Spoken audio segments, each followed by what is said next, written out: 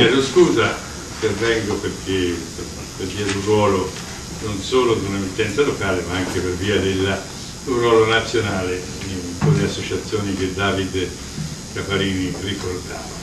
Vi voglio dire una cosa che per me è simpatica. Io ho conosciuto Davide, sì, Luigi Bardelli, il presidente del Corallo. Allora, l'incontro con Davide Camparini mi pare forse nel 92-93. C'è un episodio breve che vi racconto. C'era un omino di ponte di legno che aveva investito tutto nella sua piccola televisione, solo che lui tirava a fare televisione ma non si preoccupava di fogli e roba del genere. Quando nel 92 c'era da fare le domande, lui le domande niente, per cui si ritrovò senza licenza e ci aveva investito una vita e tutti i soldi che aveva.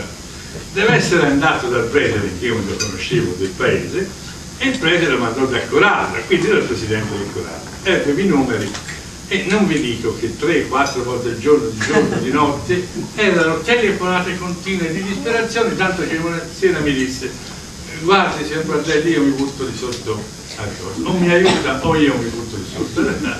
E dico: ma così sul posto non lo seguite?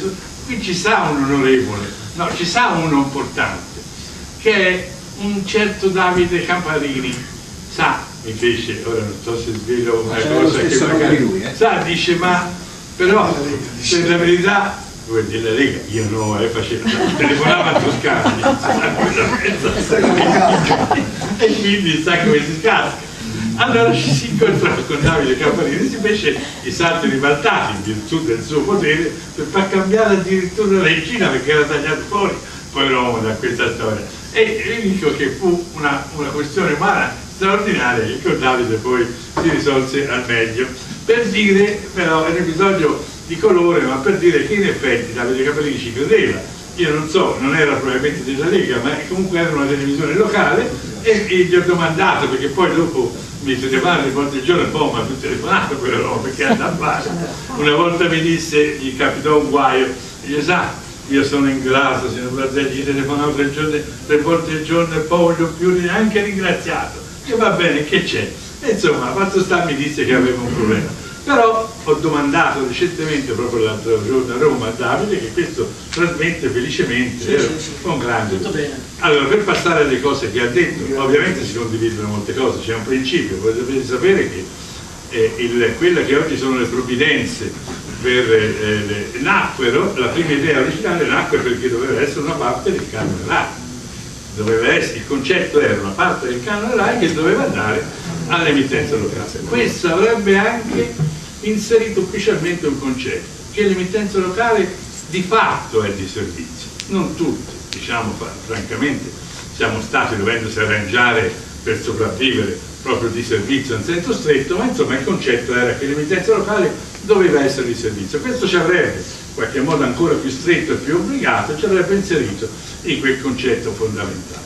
In questi giorni però, Davide non l'ha detto, questo governo ha cambiato un po' le carte in tavola, perché che è successo? È successo che cominciando proprio dalla Toscana, essendosi accorto che, insomma, si sapeva, tra l'altro è una raccomandazione europea, che alcuni canali dove trasmettiamo noi come emittenza locale, dal 61 al 69, vanno per la trasmissione degli operatori di trasmissione di dati, quindi vengono tolti all'emittenza locale.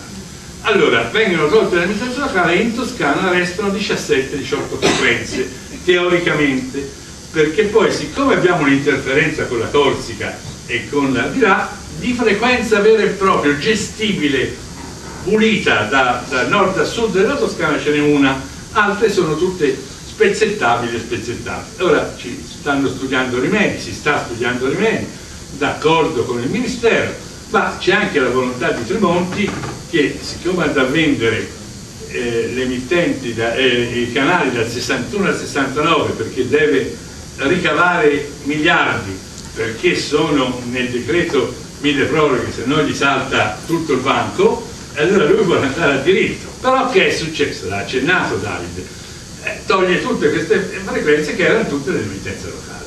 E noi si è detto, ma perché tutta l'emittenza locale? Anche perché in questo momento si sta distribuendo gratuitamente a emittenti nazionali ancora dei canali, delle frequenze, e insomma allora si è detto, si comincia a ripensare un po' a questo discorso. In altre parole, in Toscana, pensate, ci sono 44 emittenti toscane e più con quelle che vengono al di fuori sono 77 emittenti. Quindi con 17 frequenze e soprattutto con una sostanzialmente gestibile e tutte le altre spezzettabili, anche se toccano delle frequenze degli operatori di reti, un conto avere una bella frequenza, isofrequenza che con 2 o 3 canali copre mezzo mondo, un conto avere tanti punti di trasmissione che costano, sono spese e sono tutte queste. Quindi siamo teoricamente nei guai. Ognuno di noi segretamente spera che tocchi al vicino una situazione di minor favore, perché così è la vita, ma di fatto è una politica sbagliata, perché qui tutti insieme bisogna uscirne perché non si è sacrificato nessuno. Ci sono, guardate, ve ne siete resi conto, a volte come telespettatori ci avete criticato perché facciamo anche delle porcherie in qualche modo che non vi piacciono, ma questo troppe porcherie fare. Allora sembra guardare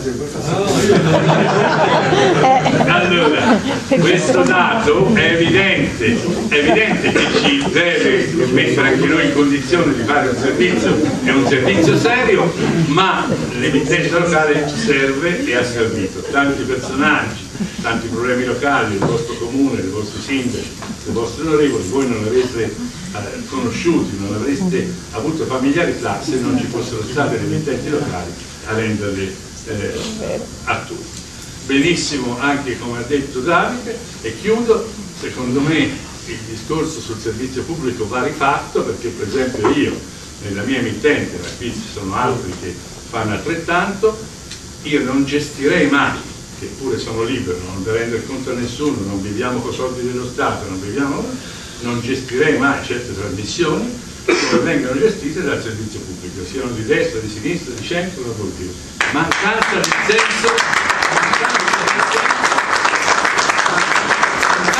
senso del servizio alla gente, per farli capire, per farli discernere, per metterli in condizione di capire. Ognuno tirerà acqua al suo mulino con una metodologia che è davvero sbagliata. Si potrebbero fare tanti esempi se ci fosse tempo. Grazie comunque, però Davide, tu sei al governo e le raccomandazioni che tu hai fatto tu le sposi, tu te le assumi e poi bisogna che tu ne renda conto, perché tu conti in questo momento, non è che tu sia uno che fa la protesta e basta, va bene?